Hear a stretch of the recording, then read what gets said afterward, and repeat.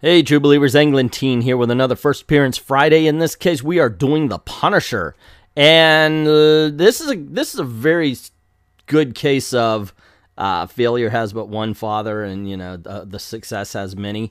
So you have Gerry Conway, who is writing a story. He needs an assassin character, so he comes up with a character that he calls Assassin. He draws out a crude mock-up, and there's a small death's head on his uniform that he wanted. He hands it in to the art director, John Romita Sr. at the time, and Romita makes the skull a little bit larger. He gives it, of course, to Ross Andru, who's the first person to draw it. Now, Gerry Conway got the inspiration for the character from a series of novels called The Executioner, written by Don Pendleton. Now, here is the Executioner's description. A Vietnam veteran named Mac Bolan, whose family is killed by the mafia, so he becomes a serial killer, but he only kills criminals. Not saying that Gerry Conway stole the character, but he definitely was heavily inspired by him. Well, at least he wasn't called Frank Castiglia Castle. I can't say that stuff. All right. Anyway, also another dad, Stan Lee. Yeah. So, like I said, he was going to be called the Assassin. And, Stan Lee says, hey, wait a second. There's this character I wrote. It's a robot that was owned by Galactus. It was called the Punisher, and that's a great name for the character, so why not call him the Punisher? And Gerry said, okie dokie. And ta-da, the Punisher was born.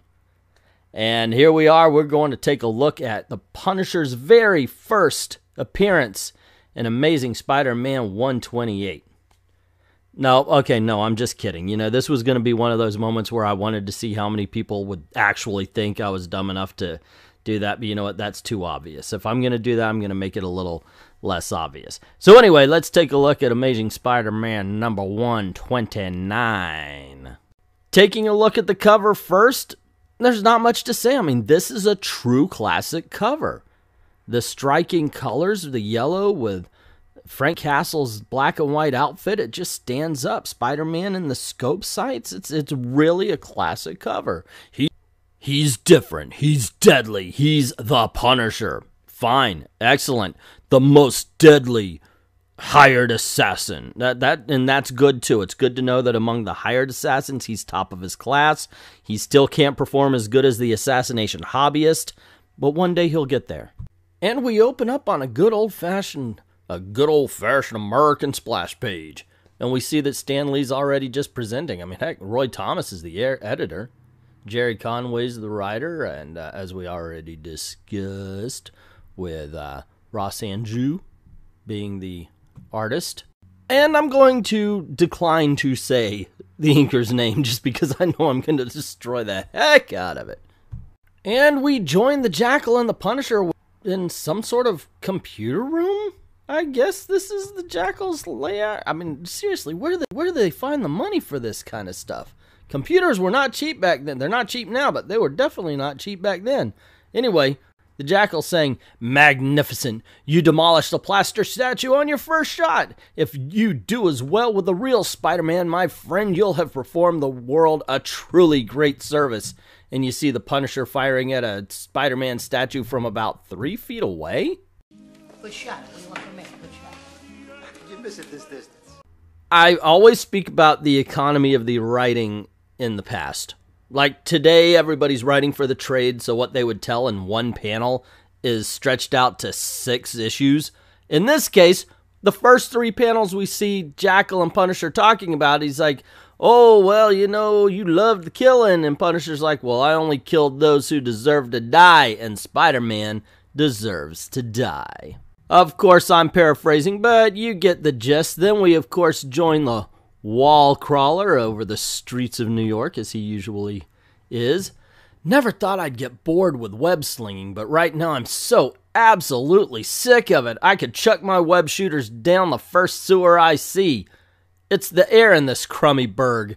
Down on the street, it's bad enough, but up here in Spidey country, it's positively murder. Somebody call the ambulance. So Spider-Man hears a gunshot and figures, okay, I'm going to go stop criminals being criminals. But before I do that, of course, as he always did, sets up the camera to get some pictures for the Daily Bugle. Jumping in, the criminals are like, hey, man, there's Spider-Man. And one of them's like, oh, hey, I hear as much of a criminal as we are, because at the time he was wanted for the death of Captain Stacy Gwynn's dad. And, of course, J. Jonah Jameson in the Daily Bugle isn't doing his reputation that much good either. But I want to focus on this last panel. Not so much the Spider-Man swinging in going, I'm not a criminal, I'm just your average friendly neighborhood Spider-Man, and it's not the unidentifiably ethnic guy that really bothers me about the scene. But why's the white boy over here doing the dab? And I'm pretty sure that Spider-Man just broke his f***ing neck. Hey, I think I broke his I think he broke his I told you I broke his And then Spider-Man just jumps right into action with the white guy who was dabbing pulling a gun. So we got you pegged wrong, punk, big deal. That just means we take you out the hard way, but punk, we still take you out. Well, he's either gonna kill him or he's going to begin to date him. We see two different bad guys joining the fray, which makes me wonder, okay, who are they shooting at anyway? And then Spider-Man, for some reason, begins to state his resume. Hey, you guys, I've got speed and strength of a spider and some other abilities, and I even came up with these web shooter thingies. And what really gets me is as soon as he sees the black guy did not actually break his neck, he says, you know what, screw it. And then he starts to smother them. I'm not even joking a little bit. This is the next panel. Look at that. Those guys are smothered. Man, 1973 Spider-Man was a murderous sumbitch. A gift from me to you, officer, though it probably won't do my reputation one bit of good. This entire town's convinced I killed Norman Osborn thanks to Jameson and the Daily Bugle. Even the crooks think I'm one of them.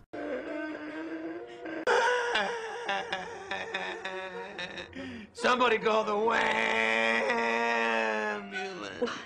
And so, of course, Peter Parker continues. And since I don't dare come forward in my own defense for fear of having my real identity exposed, I've just got to suffer. And do I ever suffer? How can I tell him that Osborn was the Green Goblin? That he killed Gwen Stacy, the girl I loved?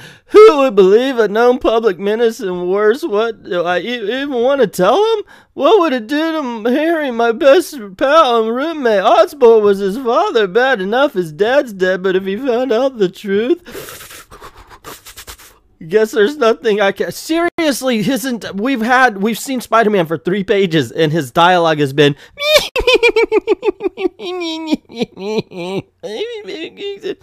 and that middle panel right here, as he's trying to put on a happy face, is possibly the most insane I've ever seen Peter Parker look.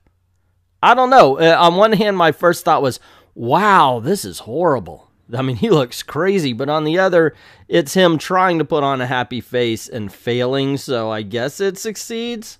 The rest of the page is simple. We have Betty lamenting the fact that their friendship hasn't been as strong as it used to be, and she invites him to a party. He then steps into Jameson's office, where Jameson just yells at him, Parker! Peter Parker tries to sell his photos of Spider-Man and the burglary, but Jameson's having none of it because the New York Star is now reporting on the Punisher and his war on the mob. So Peter decides, oh, so you want pictures of the Punisher? Jameson says, of course, and yells like Jameson does. Peter Parker heads out, and we see him as Spider-Man with possibly the most convenient of dialogue. As he's swinging along, we see a rifle pointed at him. Easy for Jameson. Jameson? Where did I get this from? Jameson. It isn't like I've been reading Spider-Man comics for 40 years. Let's try that one more time with feeling. A short while later, in the dingy sky over what was once the world's largest city, easy for Jameson to say, but how do I find this Punisher guy? Now, you'd think that his spider sense would be going off to say, hey, look, there's a rifle, but nope, he's just like, he's not going to be advertising himself, and there it is. I should have just been a little bit patient and understand that Jerry wouldn't let me down. Hold it, there's something wrong. My spider sense is beginning to tingle. That means there's danger near. But what sort of danger, and where is it coming from?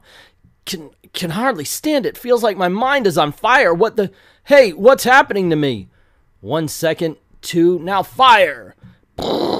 That's my sound effects, by the way. And he's a holy crud. Some sort of concussion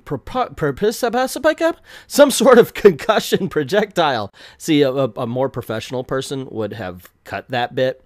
Some sort of concussion projectile. If it hit me instead of that abandoned tenement, I'd be a mushroom cloud right now. But thankfully, it's only killed a whole bunch of people that are in that apartment building. Wait a second. On that rooftop across the street, a glint of silver. It's him, the Punisher. I know I wanted to find the guy, but this is a little extreme. Whoops, he's headed towards the air shaft.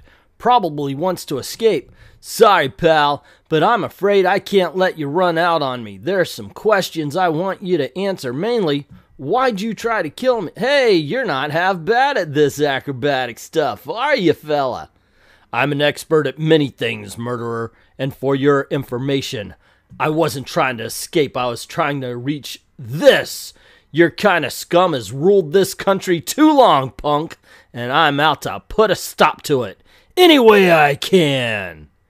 What, fiend? You got your signals crossed. I'm not... Hey! Oh boy, some sort of titanium alloy wire bundling me up like a thread on a spindle. How do I get out of this mess? Okay, I'm going to take a second out of the story for a moment to mention something I wasn't going to mention before, but if you look at the bottom of the page, there's all throughout the book, there are these things. Hey, read Thor and you'll see this, read this. And here's one that just kind of made me laugh. It says, remember Zodiac? Well, you will when you read Avengers 120. It's like, if he's in the book, yeah, are you really remembering, or are you just, it's like that old line when it comes to girls, you say, every time I look at you, I think of you. And it sounds good until they're like, wait, what? Yeah, I don't know. Anyway, I just thought it was kind of funny. It's not something I like doing. It's simply something that has to be done. And I've got nothing to lose by risking what's left of my life wiping out your kind of parasite. You're all alike, using whatever means to get control of the drug, the public. God dang it. The drugs, okay, you know what? I'm done. Let's just put it to you this way. I'm very happy, by the way, that they stopped drawing him with a pointy head. This is an ugly-ass picture of Punisher. I'm sorry, but this is really, really bad. He goes on basically saying that he's actually worried that all of the killing that he's had to do is beginning to rub off on him, that maybe he does actually like the fact that he's killing. Now, of course, all the pontificating gives Spider-Man time to break free, and he's like, what? That wire was strong enough to hold 10 men. You can't. I've got a secret to tell you, pal. I'm not 10 men. I'm your friendly neighborhood. Forget it, he says as he punches his head into a brick. I'm sorry, dude. That's your second murder, Spider-Man. If you punch him that hard enough for bricks to shatter off of a chimney, Frank Castle is dead. I've seen some silliness before in comic books, and I've seen some bad storytelling and some bad panels, but what we're about to see next just defies explanation. As we see that the Jackal had accompanied the Punisher on their little escapades here, and he's saying, no, the Punisher underestimated Spider-Man's strength. My entire plan's coming apart. I have to do something. If the Punisher is captured, he might tell Spider-Man about me. And the time is not yet ripe for the world to learn about the Jackal. Like his namesake, the wiry man in the dark green costume waits until his foe's back is turned, and then he strikes. Now, of course, right away, no spider sense warning him of danger behind him, but that's not the bad thing. Right here, Jackal says, ha! The Jackal's claws dig deep, wall crawler, and my negatively charged electroprods can also prove quite stimulating. You'll not soon forget this day. Or the fact you said, hey, the Jackal's claws? You just said you didn't want anybody to know about you. Really, the best thing to do would be to drop down the chimney, crawl away, run away, do whatever away, kill the Punisher. Do whatever you want, but not shout out your name. If you're looking for it to be secret, don't shout out your name in whatever endeavor you're doing. That's my advice. I don't know. Blinded with pain, Spidey stumbles away from the treacherous Jackal as he's heading towards the edge. I won't have him die this way, Jackal. It isn't just who's concerned with justice, you fool. Just so long as that costume buffoon is dead. Fortunately for Spidey, the Jackal has forgotten our hero's superhuman ability to block out pain, and we do see that Spider-Man is able to catch his web to a building, but the momentum carries him through an office window. He manages to get himself extricated, as it puts it in the comic book right here, from the maw of female hysteria. Oh, Spider-Man, you're about to be Me Too'd. And then he gets himself back to the roof of the building where, for some reason, they left behind a gun. It's not like they didn't have time to pick it up and run, but on the butt of the gun, it says Rice Armorers to the trade. I guess if you're going to be making secret weapons for vigilantes, you want to be advertising on your weapons. And Spider-Man says, I might have hit the jackpot after all. And then we see him back at his apartment, checking out his head and everything. He says, my head feels like he singed it with a hot torch. Say, that reminds me, Johnny Storm said he'd have the Spider-Mobile ready today. The Spider-Mobile. I remember this. I actually had the Dune Buggy. The Spider-Mobile, however, just to give you a heads up, is a little Dune Buggy that they were trying to sell toys of. So they put it in the comic books. The most ridiculous thing ever. Maybe I will do a first appearance of the Spider-Mobile if you guys would like. I think it would be kind of fun and funny. And then we take a pause for some character moments. Peter Parker's still whining and complaining about his life. He says even though he's going to get thousands of dollars, he's bitching and moaning because he has to sew his own costume. Then we see Harry, who is worried that Peter's going to hate him because he thinks he's the Green Goblin. Or Harry thinks he's the Green Goblin. And, of course, he's shaking and sweating, and we all know what's coming. We know why that is. And then we see Mary Jane, who's talking to a Professor Warren, who wants to issue apologies to Peter Parker for their last meeting. And she, of course, just kind of blows it off and says, see ya, bye-bye, I'll give him the message. And, of course, we get to see exactly how shallow 1970s Mary Jane was. But do I even want to see Petey again? Do I want to get that heavy and involved in somebody's life? I mean, the things he's been through. With Gwen dying, he's not exactly Mr. Fun these days. And if there's one thing Mary Jane's committed to in this great big woolly old world, it's loads and loads of fun. Caricatures. And, of course, we cut to Bwomp, Punisher bitch-slapping Jackal. I told you I didn't want to do it that way. My apologies. I had no idea he meant that much to you. When I agreed to work with you, Jackal, it was with the understanding we were fighting for the same thing. The complete destruction of the crime world in New York City. Or New York, he just said New York.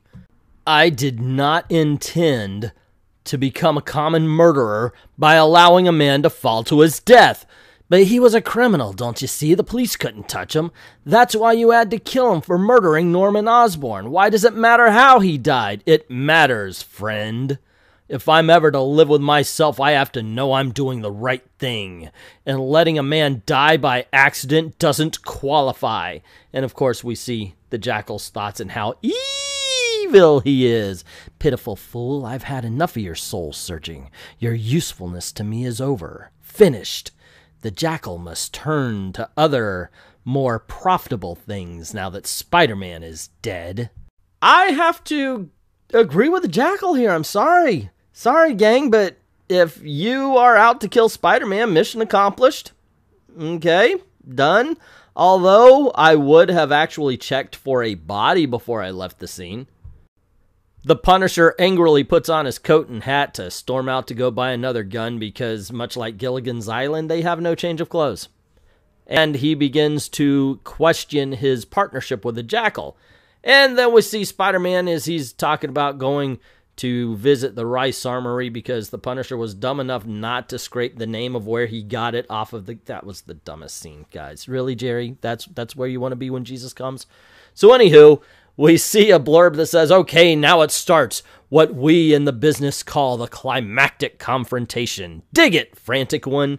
And Spider-Man drops down, and as he's going into the armory, we see the Punisher saying, I don't know how he survived, and I don't care. The very fact that he's alive turns my stomach. This time, I'll make certain he's finished personally. And Spider-Man enters the building calling out for Mr. Rice, and bumps his foot up against his body. And I swear to gosh, this is the dialogue. Somebody didn't like you very much, Mr. Rice. The way they slashed you up like some sort of cat. Okay, first of all, are you saying that they sliced him up like they would slice up a cat? Or are you saying that a cat could have sliced him up? It doesn't make sense. Also, what a crappy line there, Jerry. Somebody didn't like you very much the way they murdered you. I can't even say this is Silver Age silliness. This is Bronze Age badness. I guess we could put that into the lexicon now.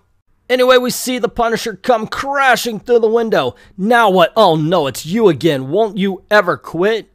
And the Punisher says, not while you're still alive, punk, kicking Spider-Man in the face. Not while I'm called the Punisher. Actually, it looks like he yelled it. The Punisher! So Spider-Man says, you know, for a guy without a fancy costume, that could possibly be said about later iterations of the Punisher, but the one you're talking to is looking exactly like this. The man's in a costume, Spider-Man. Just feel lucky he didn't show up in his swimsuit. The Punisher notices the dead body on the floor and accuses Spider-Man of killing his friend. And even though Spider-Man is trying to get him to realize, wait a second, those marks on his back, don't they look familiar? Punisher's not listening to it. So Spider-Man webs up the Punisher's gun. So Spider-Man says, if I have to choose between me and you, as he's flipping around kicking the Punisher, he says, I choose me. And then, of course, we see him sitting next to a bound Punisher. He's saying, forgive me for being so rough, friend, but I was pretty sure I wouldn't beat you by using kid gloves. Now will you look a little more closely at Rice's body? Do I have a choice? Not much. Those marks, like claw marks of some kind. I know precisely what kind, and so do you. I got a handful of them across the back of my head from that pal of yours. The Jackal? He did this, but why? And then, of course, we see that I myself even need to eat a little crow. One question first. Did you leave the armorer's plate on that crazy rifle of yours, or was it off? Do you think I'm crazy? Again, why? Then that wasn't the gun you dropped. This Jackal friend of yours took it and replaced it with one that still had the plate? To incriminate you, of course. He knew you'd have to come back here tonight, so he planted evidence the cops would have found if I hadn't. Then to tie it up neatly, he killed the old man so you'd be found with him. He was gone for a while this evening, an hour ago, but what's the purpose? To get rid of you after you gotten rid of me. In case you hadn't already guessed it, fella, I'm not a murderer. I'm one of the good guys, I think. Then he used me like a pawn. He'll pay for that. He'll pay. Well, dude, you broke the door. You're the one who should pay for it. I'm just saying. That's pretty rude of you. Say, friend, what's this whole kick you're on? You said you were a Marine, so how come you're fighting over here? That's my business, superhero, not yours. Maybe when I'm dead, it'll mean something. But right now, I'm just a warrior fighting a lonely war. So Spider-Man hears that the cops are coming and figures that since he's the only one that they'll be able to see, that they're going to pin the murder on him. And then as he's swinging away, we see that the Jackal is watching him. Well, it appears you've escaped this time, web slinger, but I promise you won't be so fortunate again. If I'm to take over the city, I must first destroy you, and I will. This, the Jackal swears. So there you go, gang. Amazing Spider-Man 129, the first appearance of the Punisher. And how was it, man? I gotta tell you, I'm on the fence on this one. There's good and there's bad. It's not like you can read a Silver Age or a Golden Age and it's like just, oh, that was kind of stupid, but it was silly and it was of the time. This is a time where they were trying to get comic books to be a little bit more mature. There's even a Stan soapbox that's saying these things aren't for kids anymore, but there were still just so many plot holes and contradictions in the story that, I don't know. The Punisher was written as an idiot in this one as well, but it is very cool to see where he came from versus where he eventually ended up. Because this, you can call him the Punisher because he looks like the Punisher, except for that pointy head. But this is not the Punisher we know now. And that is something I like doing as well. I mean, that's part of the fun of the First Appearance Fridays, where we go back and we actually see, holy crap, that's where they came from. Yeah, I guess it's okay. It was not a bad book. There's racing outside. I guess it's not a bad book. It's just, like I said, I'm on the fence. But that's just my opinion. What is yours? What do you think of the first appearance of the Punisher and the video itself? I'm very happy that these First Appearance Fridays seem to be a minor hit. But let me know what you think in the comments below. Also, if you like this video, you want to see more, click like, click share, subscribe, hit that notification bell. And if you don't mind helping out the channel, go on over to Patreon or to Ko-Fi, drop $1 in the till. Help us keep the lights on, help us keep making videos for you, especially now that they kind of cut my legs out from under me and canceled my live stream. I definitely could use the help. And also, if you don't want to commit to a monthly, Ko-Fi does have a tip jar, so does PayPal. So there you go. Yep, I'm shilling away, aren't I? Anyway, I'd like to thank everybody who's already done that, and to everyone, all of the true believers, thank you very, very much for watching.